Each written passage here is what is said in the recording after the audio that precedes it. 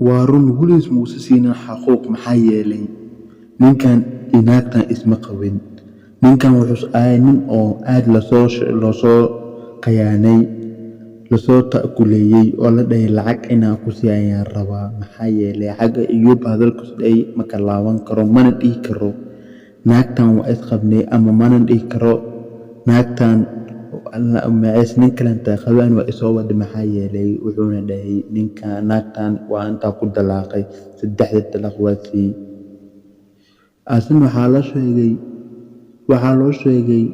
lacagtu qabo dhaxal markii uu dhigto qaabna eeda la siiyo taas dhan waxaa keentay hungurweynaadka ay qabaan dadka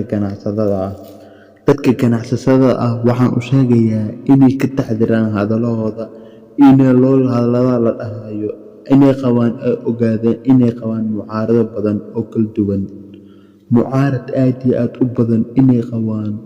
qofku uu horeeyo mucaaradka uu horeeyo waa midka aad jeceshahay oo sunu ku jecel mucaaradka ka uu horeeyo midkaas waa meel dheer ah ka raadinin aan qofka xanaaqnasdiin qofkan ka xanaaqsan waa mucaaradka saaxiibkaada oo mucaarad ku noqdo adduunku xun qofku socdo oo mucaarad ku ah ma helaysid inaad ogaato balse waxaad ogaanaysaa markaad khasaarto dhibaatada far badan ay kugu dhacdo markaas ogaanaysaa waxaa isdhaysaa maxaan u ogaaway qofkan inuu yahay mucaarad an iyo haasto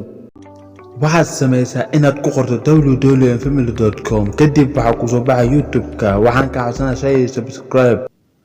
mararka qaar in la fikiro aad u fiican tahay qofka noloshaada raska ku soo wado iyo qofka noloshaada oo farxad la rabo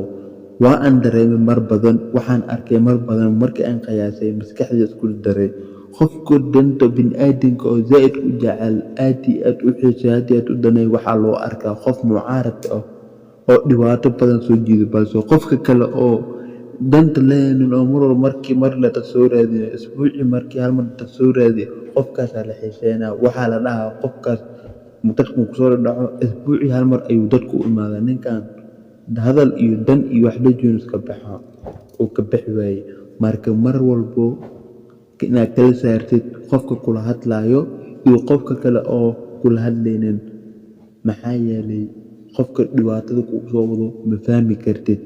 hore loo dhahay qofka dhibaato kugu soo wado ma fahmi kartid adduunku waxa uu xun saaxiibkaaga oo cadow kugu noqday qasadeena maanta halkaas ku saabsan tahay maanta waxa idin sheegaa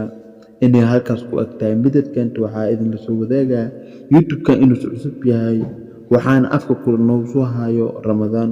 Mubaarak ayaa afka noogu soo hayo waxaan rabaa intii Ramadaanka la sii gaarayo in YouTube-ka kor u sii kaco meel ma sheeganay laakiin waxaan rabaa in YouTube-ka kor u kaco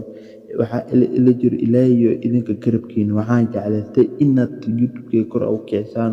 shay gareysaan videoda la comment like soo bixisaan maalihi ka qaldan ama armiyi oo dhibaatada keenaya inaad ii soo wadaagtaan xagga commentiga dhanka oo description-kan waa saaran yahay lambarkayga hoos waa saaran yahay waa iga soo qaaqi kartaa xagga iga soo raaci kartaa waxay qisadeena ku agtahay ninkii la qayaanay oo maanta oo khasaaro weyn ku dhacday lacagtiisa oo dhan la jabsaday dhaxbartamaha loo geeyay marka in aad ka fikirto ay aad u baahan tahay inaad ka fikirto qof walbo ama inaad kala qaaxdo bini'aadamka kan saxa ah iyo kan fiicanbo qisadeena halkaas ku agtahay wassalaamu calaykum waraxmatullaahi wabarakaatuh